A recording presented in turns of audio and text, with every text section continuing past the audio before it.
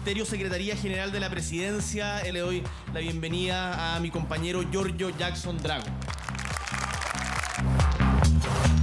Un gobierno nuevo que quiere cambiar muchas de las cosas que puede haber hecho otro gobierno.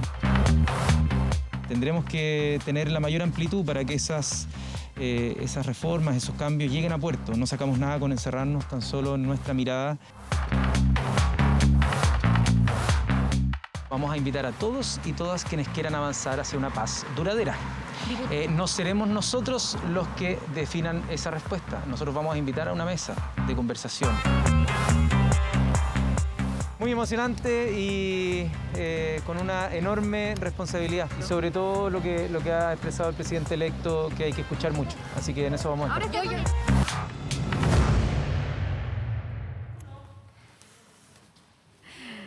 Y ya está con nosotros entonces aquí en el estudio el futuro ministro secretario general de la Presidencia, actual diputado todavía, Giorgio Jackson. Diputado, felicitaciones. Muchas gracias por estar con nosotros. Muchas gracias. Buenas noches, diputado. Muchas gracias por estar aquí. Exactamente. Aquí flanqueado por los dos lados. No, si esto es una no hay conversa. de escaparse de nada, una conversación amena, interesante, porque queremos vislumbrar qué es lo que viene en los distintos temas. Y no sé si estaba escuchando, alcanzó a escuchar al senador Francisco Buenchumilla, pero le cuento que estuvo en contacto con nosotros y que dijo que le quería mandar un mensaje a usted, porque dijo él va a tener la responsabilidad de relacionarse, ¿cierto?, el Ministerio de la Secretaría General de la Presidencia con los parlamentarios para conseguir los votos de la democracia cristiana, tiene que tratarnos bien, algo así, pero dijo además que tenía muchos consejos que darle a usted porque él había ocupado su mismo ministerio, así que se quería tomar un cafecito con usted. Yo feliz de poder aprender también de la experiencia de gestiones pasadas. Bueno, de hecho, hemos tenido algún intercambio, alguna conversación con el senador Buenchumilla, porque me ha tocado estar conversando con el Senado respecto a alguna tramitación de algunos proyectos durante este periodo, así que yo feliz de no solo tomarme un café, sino que poder llevar la libreta y anotar, porque quienes han ocupado el cargo y que se han desinteresadamente acercado a través de mensajes, etcétera, hacen ciertas recomendaciones y en particular una de las cosas interesantes, y que lo han hecho con bastante humildad, es que dicen cuáles son las cosas que no hay que hacer. ¿Qué le han dicho, por ejemplo, algo que le ha llamado la atención?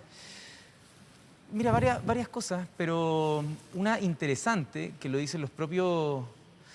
algo que puede parecer obvio, ¿ya? Pero algo que te lo dicen los propios exministros o exministras, es que hay que ser tajante respecto a la idea de no mezclar la parte de la discusión de los proyectos y el mérito que tengan los proyectos para poder conseguir acuerdos, indicaciones, todo eso está bien, pero que ha habido una tradición extendida, quizás no solo acá en Chile, sino que en otras partes donde se mezcla el clientelismo para conseguir ciertos votos y el poder entre cargos y cosas que se tienden a ofrecer. Y me dicen, mira, eso, una vez que abres la llave de eso, no hay vuelta atrás. Así que me lo han dicho con mucha fuerza, que la idea siempre en el marco del diálogo de los acuerdos, que eso al menos es algo que el presidente electo nos ha encomendado, pero no abrir la otra llave porque puede ser sin vuelta atrás. Futuro ministro, diputado, ha habido distintos escenarios con los gobiernos que han tenido el Parlamento a su favor, ha habido gobiernos que no han tenido mayoría, y esas son dificultades. Ahora va a tener una suerte de tercera vía usted, donde va a tener eventualmente un Parlamento a su favor, porque lo dijo aquí la democracia cristiana, es decir, va a depender del mérito. Es posible que en algunas cosas lo tenga a favor, por lo tanto va a depender mucho de la... la muñeca no se puede usar, de la habilidad política que usted tenga y cómo se apronte, cómo llegue, la humildad con que se llegue, la apertura, es decir, ahí me imagino que usted ya está pensando una estrategia.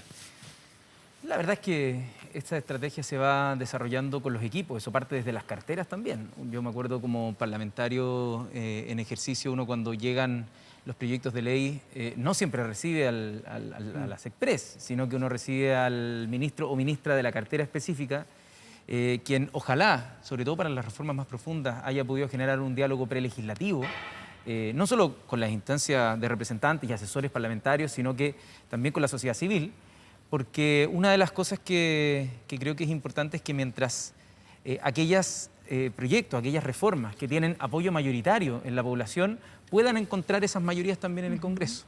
Y eso no depende tan solo de la pericia al momento de negociar los votos para poder conseguir las reformas, sino con cómo uno llega. Eso. No solo en predisposición, sino en que el texto O sea, pueda venir aproxima. con algo que tenga apoyo mayoritario, tanto en la población como también de los propios parlamentarios. Escuchar esas sensibilidades antes de ir al Congreso, es decir, de manera disculpe, Giorgio, como reconoce que planificada, creo que es la parte fundamental. Reconoce que eso que usted está describiendo, que parece de lógica política y realismo político absoluto, ¿ustedes en algún momento le llamaron cocina a eso? ¿Se arrepienten? No, todo lo contrario. A mí me hubiera encantado que este gobierno, o incluso en el gobierno que nos tocó en nuestro primer periodo, que fue el segundo gobierno de la presidenta Bachelet, hubiese tenido más instancias. A mí me tocó participar de esas instancias en educación y ayudaba muchísimo cuando los proyectos venían con un diálogo social y también de diálogo prelegislativo, porque te permite más que entrar en la trinchera, porque cuando tú estás ya en la Cámara y ya te presentan un proyecto, tú dices, chuta, hay poco margen para modificarlo en general. En cambio, cuando están antes, cuando están los borradores, cuando los asesores se pueden meter al principio, hay muchas más posibilidades de incidir. Entonces creo que abrir esos espacios para la incidencia previa al ingreso de los proyectos, me parece que es algo, al menos que a mí me gustó mucho cuando fui parlamentario, que se pudieran abrir y que pudieran estar esos espacios, y espero que ahora también podamos abrirlos. Quiero preguntarle por un proyecto que efectivamente está hoy día en el Congreso, pero que no parece tener los votos, que es el proyecto de indulto a los llamados presos de la revuelta. Hoy día en la mañana, la futura ministra del Interior, Isquia Siches, dijo que ella buscará proteger a quienes viven en el sector de Plaza Italia después de que el viernes pasado nuevamente se registraran manifestaciones e incidentes, que espera empatía de quienes se manifiestan por demandas que son necesarias. Le quiero preguntar a usted, ¿el indulto o la amnistía es un proyecto necesario para volver a unificar al país? Yo creo que sí, en la misma línea de lo que nos ha dicho también el presidente electo. El estallido social generó grandes oportunidades para poder cambiar nuestra institucionalidad, al menos desde lo que nosotros vivimos. Tratamos de darle un cauce institucional que hoy día está haciendo la discusión de una nueva constitución, sentar los cimientos y las bases de un nuevo entramado constitucional que nos dé legitimidad para los próximos 20, 30, 40, quizás 50 años, pero también generó heridas, ¿ya? Y heridas que uno puede ver las más visibles en personas que fueron asesinadas, que perdieron la vida, personas que quedaron con secuelas para el resto de su vida, en particular respecto a la pérdida parcial o total de la vista, o también de traumas psicológicos que pueden durar muchos años también, pero también, y en otra parte, de personas que están privadas de libertad sin haber tenido un juicio desde entonces, muchas de ellas, y otras personas que también perdieron sus locales, sus negocios, sus fuentes de trabajo. Entonces hay una herida que no responde necesariamente a una visión ideológica, sino a circunstancias que ocurrieron en un momento histórico súper particular y específico de nuestra historia. Y la voluntad del presidente electo es poder sanar esas heridas, ¿ya? De todos los sectores. Ya, y por lo tanto, la predisposición que nosotros vamos a tener, que hemos indicado, y que el mismo presidente electo ahora en un programa vecino estaba manifestando, es que esto ojalá que se pueda despachar con apoyo para que no sea la decisión simplemente de un gobierno, sino que ojalá de un debate que va mucho más allá de un gobierno. Ok, pero la pregunta es si se sanan esas heridas amnistiando o indultando a personas que cometieron delitos, porque parte de la lista de delitos que digamos que ha sido dada a conocer en el último informe al Senado, hay una cantidad de delitos que son delitos graves, que son delitos de incendio, que son delitos de saqueo. Y también hay un grupo importante de personas, la mitad por lo menos, que está en este momento en prisión preventiva, pero por delitos cometidos en el aniversario del 18 de octubre del 2021, o sea, hace 4 meses. A esas personas que quemaron, que saquearon, ¿también hay que indultarlas o amnistiarlas? A ver, un poquito de historia para ver cómo en Chile, al comienzo de los 90, también hubo un proceso de indulto. Y hubo procesos de indulto incluso con delitos de sangre, ¿no? Y por lo tanto acá, para aclarar, acá no hay ningún indulto que se esté planteando ni en el proyecto de ley que haya generado daño físico en personas, ¿ya? Ninguno. Eso como primer punto. Por lo tanto, estamos hablando de, sí, situaciones que al menos las personas que están imputadas, muchas de ellas ni siquiera se les ha demostrado culpabilidad, que han tenido delitos en el contexto del estallido social, en una protesta, en una manifestación de distinta naturaleza. Muchos de ellos incluso han sido absueltos porque se ha demostrado que fueron detenidos de manera pero para ilegal esas personas, porque no tenían entonces, pruebas. no es necesaria una amnistía Sí, ni el indulto. pero ¿qué le devuelve los 18 meses? Por ¿Qué le supuesto. devuelve más de un año en prisión preventiva con los traumas que eso significa? No solo en términos económicos de lo que significa lo que se conoce como el lucro cesante, sino que también el trauma y lo que han tenido que pasar por las cárceles. La situación carcelaria en Chile es terrible y tener personas que en un contexto, que en cualquier otro contexto más bien, ya se hubiesen sido liberadas de la prisión preventiva, pero que se mantienen precisamente por el contexto y las querellas por ley de seguridad del Estado, a nosotros nos parece que es grave y que contribuye a agrandar la herida y no a disminuirla. Por lo tanto, nosotros lo que hemos tratado de conversar con el Senado es que haciendo las modificaciones posibles o que hagan posible la aprobación de un indulto hoy, ¿Cuáles amnistía. serían esas modificaciones? ¿Dejar algunos casos puntuales afuera, por ejemplo? Porque usted dice sanar a Chile. Si nos está escuchando alguien que tiene un mini market familiar, que se ha sacado la remugre por tratar de solventar ese negocio, debe no sé cuánta plata, le saquearon y estiman que las personas que están detenidas y siendo investigadas por ese delito van a quedar libres de investigación siquiera, probablemente a esas personas la herida se les abre, no se les cierra. Te daría dos comentarios respecto a eso. Lo primero es que queremos también que esas personas puedan tener una reparación. ¿Ya? Ese es el primer punto. Porque eso no está en el proyecto original. No, es que no está en el proyecto de indulto, pero sí están las medidas y en el programa de gobierno. Lo ha dicho el presidente electo Gabriel Boric. Y en segundo lugar, hoy día no hay ninguna persona de la lista de potenciales beneficiarios del proyecto de ley de indulto general que esté hoy día siendo procesado, investigado o incluso condenado por saqueo a pymes. No hay ninguna persona. ¿Tiene que ver con el tamaño de la empresa? pero es que para el ejemplo que tú diputado. mencionas, que puede generar mucha empatía en la población que nos esté mirando, decirle, no hay ninguno de esos casos. Diputado, es una hipótesis vacía, es una hipótesis nula. Pero una cosita, hay familias en barrios vulnerables donde tenían a lo mejor no un mini market, a lo mejor un supermercado, una cadena grande, que se quedaron sin supermercado donde comprar y le subieron los precios. Sí, claro, terrible. No, sí, entonces a lo mejor no era el dueño, pero hay familias humildes que con esos delitos también quedaron Pero además beneficiados. el delito sigue siendo un saqueo, a no ser que, o sea, a pesar de que sea un supermercado grande, ¿o no? Yo estoy diciendo que el ejemplo que puede generar la empatía que manifiestan no está, es una hipótesis nula dentro de los beneficiarios de este. No estoy quitándole, solamente estoy acotando lo que se comunica para generar empatía dentro de un proyecto. Hay gente que está acusada de participar en saqueos, pero de locales más grandes. Hay una investigación de Karina Fernández que creo que es eso. súper interesante, de Londres 38, que está asesorando también a los grupos de apoyo familiar de quienes hoy día están privados y privadas de libertad, que especifica cuáles son esos tipos de delitos. Y uno se mete a las carpetas y de repente ve una bolsa de Omo con unos Confort y un six-pack. Y esas personas llevan 2 años. ¿Saben cuánta plata cuesta al mes tener a alguien privado de libertad en Chile? Y esto es un tema que abre... 500, 600 mil pesos. Entre 400 y 600 mil pesos. Entonces uno saca las cuentas y uno dice, ya, ok. Incluso ya no, ni siquiera desde el punto de vista humanitario, incluso si es que uno lo lleva al plano utilitario. Entiendo. Y uno dice, esta persona, por ejemplo, robó en especies 80 mil pesos, 70 mil pesos.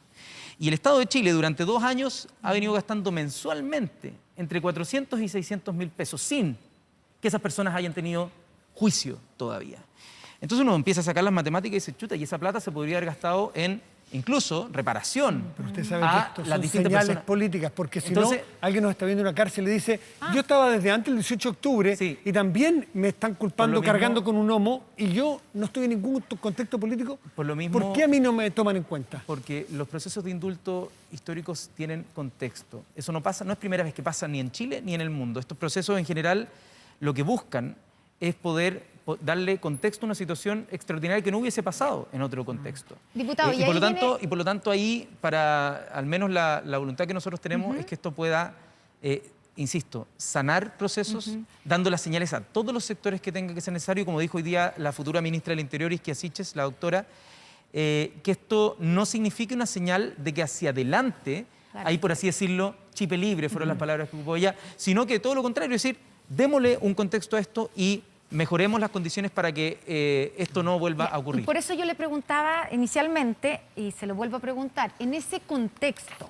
las personas que son la mitad de los 144, creo que son 74 exactamente, que están privadas de libertad, formalizadas por delitos cometidos hace 4 meses, ¿ya? O sea, recién el 18 de octubre del 2021.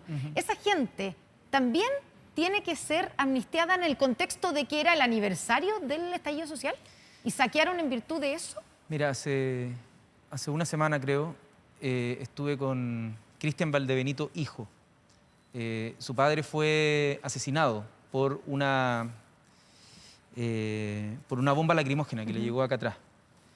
Todavía no tienen respuesta, no hay justicia para la familia de Cristian Valdebenito y se manifiestan todos los viernes con mucha rabia por un crimen de muerte, de sangre, ¿no? Que no ha tenido resultado, ¿ya?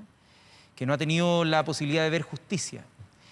Y me mostraba en un video en un celular, él entró a la denominada moneda chica y nos decía, mira lo que pasó el viernes cuando nos estábamos manifestando. Y me mostraba un video donde se aplicó gases lacrimógenos, pero como en spray, gas pimienta, a niños chicos, a niños que estaban por supuesto, a cara descubierta, tenían 8 años, 12 años, y me decía, acá esto va generando, las protestas que se han venido acumulando después del estallido, principalmente son por no la impunidad y precisamente para que liberen a los presos de la revuelta. Han sido principalmente esos dos puntos.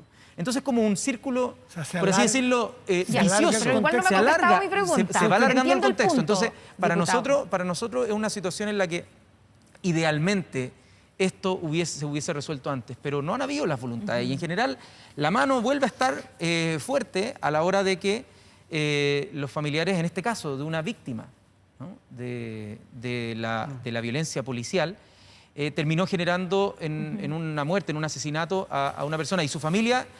Lo único que quiere es justicia y lo único que quiere es poder que le digan que esto no va a poder volver a ocurrir. Sí, entonces, sigue siendo un contexto. Creo que hay que empatizar, hay que tratar de empatizar y no con eso tratar de legitimar la acción de la generalización que se hace respecto a los saqueos u otras cosas. Por supuesto que no queremos que hayan piedrazos. Los mismos familiares dijeron al día siguiente con cartas diciendo las personas que fueron a la denominada moneda chica no tienen nada que ver con nuestras organizaciones. Claro, y que lanzaron piedras. Y que por lo tanto quizás hay gente que se está aprovechando de un contexto, de una demanda que nosotros consideramos que es legítima para agitar, ¿ya? Y por lo tanto nosotros ahí no compartimos eso.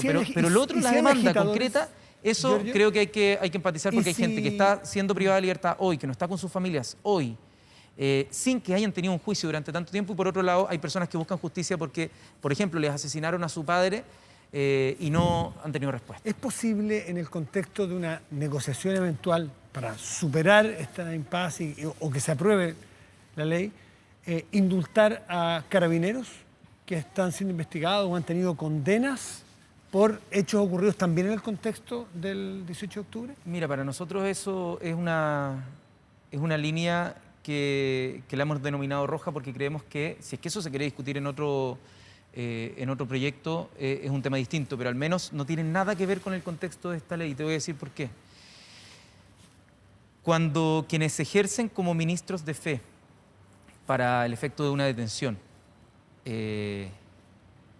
y en el caso de Chile, que han habido informes respecto a las violaciones de derechos humanos, que fueron, hay una polémica entre si es generalizadas, reiteradas, pero que fueron sistemáticas, etc. Pero que entendemos que fueron hartas y de manera variada. Y ¿Para usted fueron sistemáticas? Para nosotros sí, y esos son al menos los antecedentes que nosotros contamos. Pero pese a que los informes a los que usted hace mención no hablan precisamente de sistemáticas. No, hablan de reiteradas, hablan de muchas formas, pero a lo que voy. Hay un contexto en el que los responsables de esas violaciones a los derechos humanos llevan a muy pocos procesos de investigación penal por el sistema judicial que involucra en este caso a la misma fuerza policial o las Fuerzas Armadas, y por lo tanto son muy poquitos los casos en los que se ha llegado a una condena. Tengo entendido que son entre 2 y 4, entre 2 y 4 casos. De todos los casos no vamos a decir que hay 2 o 4 casos en los que hubo un delito por parte de la fuerza de orden o la Fuerza Armada.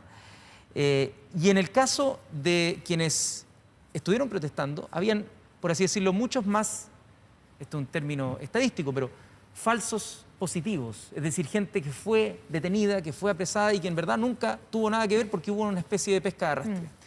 Entonces, cuando se trata de equiparar los casos en los que se detuvo a mucha gente y que está comprobado por los datos de la justicia y por las mismas resoluciones, que la gran mayoría de las personas que estuvieron detenidas, procesadas, no tuvieron nada que ver con la comisión de un delito, versus aquel caso donde la mayoría son falsos negativos, es decir, gente a la que se le considera como que está libre y sigue ejerciendo sus funciones, pero sabemos que dentro de ese grupo hay personas que sí cometieron delitos y zafaron, por así decirlo.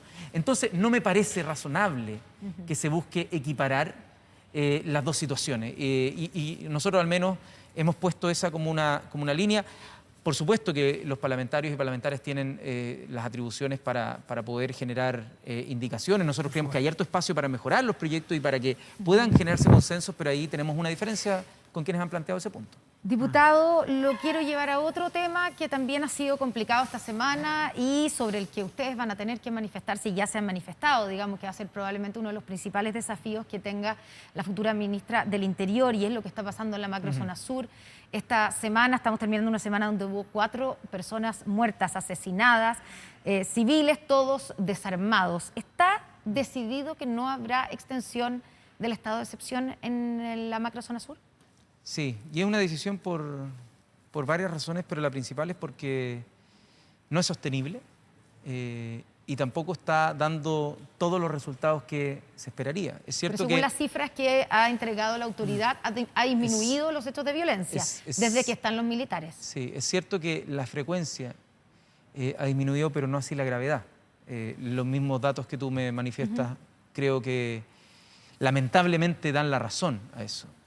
Y por lo tanto, lo que se ha propuesto el futuro gobierno, lo que nos hemos propuesto como futuro gobierno, es poder iniciar un proceso que corre por 2 líneas paralelas, pero que requiere un salto de arrojo hacia una solución distinta a la que se ha dado hasta ahora. Porque hace 4 años un gobierno entrante venía diciendo que iba a mejorar la situación con mano dura. Y vemos que sucedió todo lo contrario, se ha agravado la situación.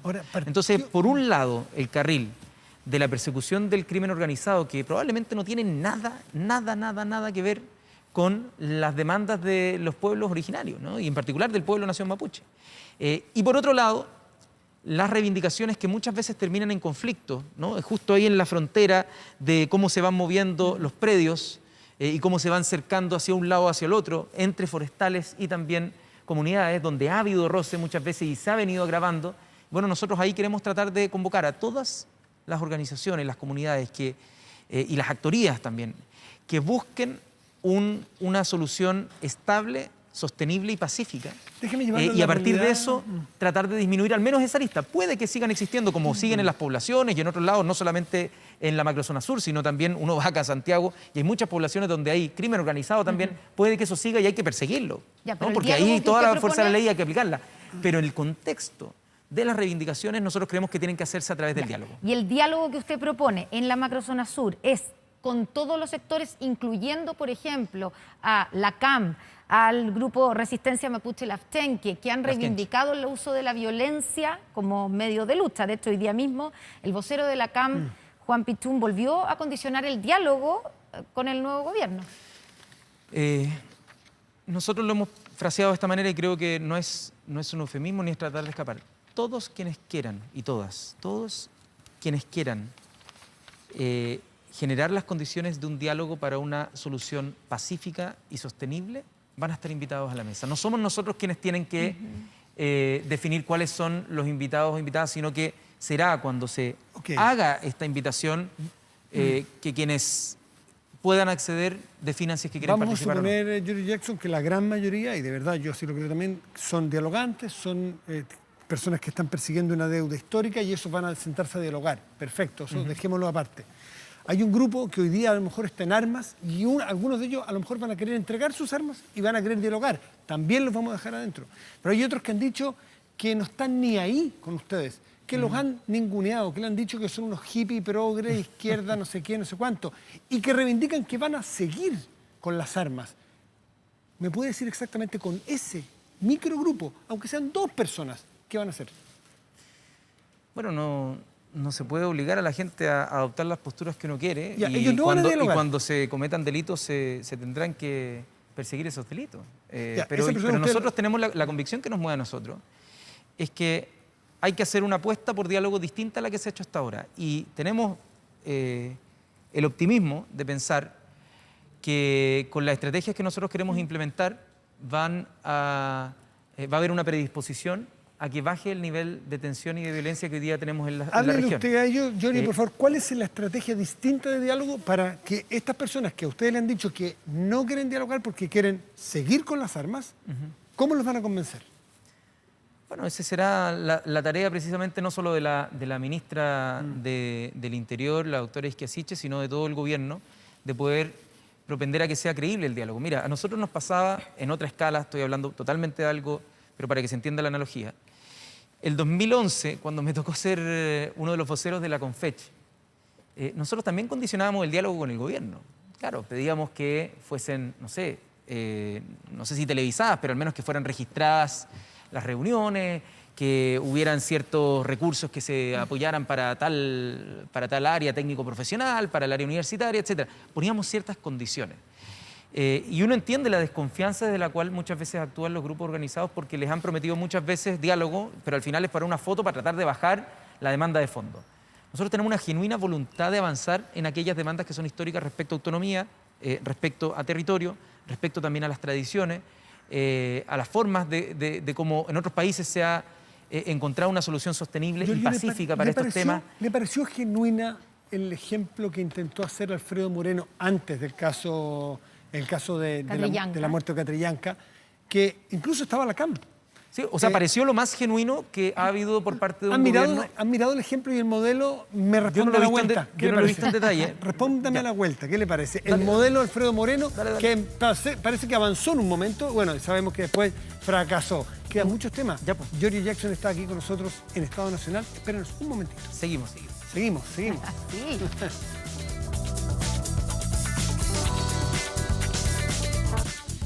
Estamos de vuelta aquí en Estado Nacional. Dejamos planteada la pregunta si el modelo lo que intentó hacer Alfredo Moreno ante el caso Catrillanca, que estaba encaminándose en negociaciones para el conflicto, lo que ocurre en la macrozona, ¿es algo de lo que ustedes han visto y algo sacar en provecho de ahí?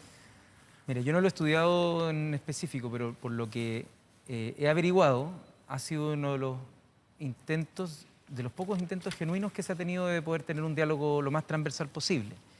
Por supuesto, como tú bien dices, que fue no solamente frustrado, sino que se retrocedió después del caso Catrillanca. Y eso, por supuesto, que minó todas las confianzas y las dejó bien pulverizadas. Así que nuestro trabajo, no digo que vaya a ser fácil, ojo, que no se entienda que esto es simplemente un voluntarismo con ingenuidad, que lo que busca es tratar de decir una frase para la galería, sino que nos estamos jugando nuestro capital político también en cómo esta apuesta pueda tener resultados concretos. No van a ser de la noche a la mañana, pero sí creemos que hay que porfiar en el diálogo, ¿no? Porfiar en el diálogo para poder tener resultados a largo plazo. Diputado, hoy día en la mañana Isquiasiche dijo sobre este tema que hay que transparentar que hay algunos sectores reducidos, no solamente de grupos, sino que también de civiles no mapuches que parecieran beneficiarse con este conflicto. ¿A quiénes se refiere la futura ministra del Interior? Mira, es un tema bien delicado porque han habido muchas víctimas del conflicto, tanto víctimas a raíz de las actuaciones policiales, como también víctimas a partir de atentados o distintos hechos de violencia. Y por lo tanto, como respeto a ellos, es difícil poder hablar de aquellos casos que también han ocurrido y que se habla y es secreto a voces de acciones que se han hecho en algún momento, por ejemplo, en el marco de la venta de tierras para que se vendan tierras más aceleradas. Eso han sido diagnósticos en comisiones de la Cámara, lo hemos visto. Entonces, hay una mezcla de situaciones gravísimas en las que hay víctimas y hay otras que se han investigado con muy extrañas circunstancias se han producido. Y si tienen esos antecedentes, ¿no debieran ir, como dijo recién el senador Felipe Kast, al Ministerio Público a hacer esas denuncias? Bueno, es que si las tuviera, por supuesto que iría. Estoy diciendo, entonces... lo que te estoy tratando de decir es que es algo, como te digo, que es casi secreto a voces y que las personas te dicen, ojo con la política, por ejemplo, en la CONADI, que la forma en cómo se terminan comprando las tierras muchas veces genera incentivos a que las personas puedan tener accidentes o atentados en sus territorios. Y por lo tanto hay que tener ojo en cómo la política que uno define no genera las condiciones para que sigan ocurriendo esos hechos sin perjuicio de los otros casos que mencionaba anteriormente. El caso Marcel podría denominarse, ha sido como el caso Marcel, motivo de columnas, comentarios, sobremesas, porque quizás era fuera de lo esperado, o quizás podría decirse que hay algunos que no les gustó, algunos socios de coalición. Dice hoy día la futura ministra Siches que se ha comprometido a eliminar el CAE. ¿Cuál es el plazo? ¿Cuál es el tiempo? ¿Cómo se va a hacer? ¿Por qué no nos cuenta? Yo lo he conversado con él, de hecho, antes que se supiera su nominación, conversamos de algunos temas, entre ellos este, y creo que hay una voluntad muy genuina por parte del futuro ministro de Hacienda de poder viabilizar, como él lo ha dicho, los cambios que se proponen en el programa. Incluyendo la condonación del CAE, porque lo que dijo la ministra que se comprometió Mario Marcel. La expectativa que genera eso. Sí, son, pues por eso. Lo que hay como compromiso es una solución para las miles de familias que hoy día están ahogadas por el crédito con aval del Estado. Vamos a encontrar el plazo, la forma, los instrumentos para que esto se pueda hacer de manera sostenible, porque esto significa, por cierto, un gasto importante, más allá de que un porcentaje de la cartera de créditos ya haya sido adquirida por el Estado y que no se transparenta, por así decirlo, los incobrables de ese crédito. Claro. Por lo tanto, hay que transparentar también una situación que se ha venido comprando durante un buen tiempo. Pero en general, a la pregunta que haces del caso Marcel, mi impresión es que, tal como lo ha dicho él, es una persona comprometida con los cambios, como él se define, un socialdemócrata, y creo que va a ser un tremendo trabajo como ministro de Hacienda, y yo al menos siento en él un aliado para las distintas reformas que nosotros queremos plantear. Le dejo plantear una pregunta antes de ir a la pausa. ¿Otra pausa? Sí. La futura ministra del Interior dijo también que ni Marcel ni el presidente Boric estaban a favor de un quinto retiro. ¿No habrá quinto retiro entonces? Pausa, ya estamos de vuelta con más aquí en Estado Nacional. 12 de la noche con 9 minutos. Estamos de vuelta aquí en Estado Nacional con el futuro ministro secretario general de la Presidencia. Futuro ministro, hay que ver qué decirle ahora, o ministro en realidad. No sé, Giorgio, díganme. Diputado, pero le dejamos plantear una pregunta. Sí. ¿Habrá quinto retiro si depende de su gobierno, del futuro gobierno? Porque tanto, según dijo Isquia Siches hoy día, tanto el presidente electo como el ministro de Hacienda, Mario Marcel, dijeron que no habrá más retiros. Bueno, en esto están de acuerdo no solo ellos dos, sino que yo también estoy de acuerdo en que hay que intentar todas las formas para que las crisis no signifiquen que los trabajadores y trabajadoras tengan que sacar plata de sus propios ahorros. Nosotros criticamos muy duramente el año 2020, cuando ya varios meses corría la pandemia, el gobierno trataba de no soltar la billetera, y de hecho se demoró muchísimo en aplicar el IFE de manera universal, se demoró más de 12 meses, y por lo tanto esa crítica que hicimos lo que generó y lo que catapultó fue la desesperación de las personas de tener recursos para llegar a fin de mes, y por eso se abrió el primer retiro, luego el segundo y el tercero, y por lo tanto nosotros, a partir de esa experiencia y lo que generó esta duplicidad de retiros junto con después el IFE universal, se generaron efectos adversos. Uno de ellos fue el sobrecalentamiento de la economía en un momento. Este tema es facultad privativa del Ejecutivo. Si hay iniciativa por fuera de lo que establece la Constitución, de un parlamentario, ¿ustedes qué van a hacer? ¿Y si hay parlamentarios de su sector que apoyan ese eventual retiro? Nosotros, insisto, antes de llegar a ese punto esperamos hacer todo lo necesario, porque si ustedes me preguntan a mí, el primer retiro de verdad se pudo haber evitado. Si es que hubiese habido un IFE universal a tiempo, lo más probable es que nunca hubiese habido piso político para generar el primer retiro. Entonces, ya, pero la situación económica que estamos hoy día. La situación económica lo que nos exige es poder poner nuestro esfuerzo en la reactivación económica, que ya está haciendo, pero con énfasis, por ejemplo, en mujeres, que mujeres y jóvenes han sido más desplazados del mundo laboral, sobre todo se ha ido llevando hacia la informalidad, y eso es algo grave porque hemos retrocedido en formalidad, que es súper importante para el mundo del trabajo y los mismos derechos de los trabajadores y trabajadoras, y por lo tanto apostar a que esa debiese ser la forma de llegar recursos a los hogares chilenos. Nadie tiene una bola de cristal para saber si es que vamos a llegar a los niveles de crisis por la pandemia, por una nueva cepa, qué sé yo, que las vacunas no estén siendo eficaces para esa nueva cepa, qué sé yo, que nos permita tener, o sea, que nos obligue, nos fuerce a estar en una situación de cuarentena como la que vivimos durante el año 2020 y algunos meses del 2021, pero no, al menos lo que nosotros hemos planteado en nuestro programa, no están considerados los retiros. Y eso es bien explícito y ahí tanto el presidente electo como también el próximo ministro de Hacienda están plenamente de acuerdo. ¿Nómina de subsecretarios martes o miércoles?